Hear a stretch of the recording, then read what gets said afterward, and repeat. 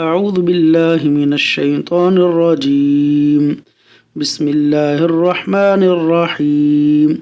تکلیف، پریشانی، غم دور کرنے کا وظیفہ۔ رسول اللہ صلی اللہ علیہ وسلم رنج و غم کے وقت یہ کہا کرتے تھے: لا الہ الا اللہ العظیم الحلیم، لا الہ الا اللہ رب العرش العظیم، لا الہ الا اللہ رب السماوات ورب الارض ورب العرش الکریم۔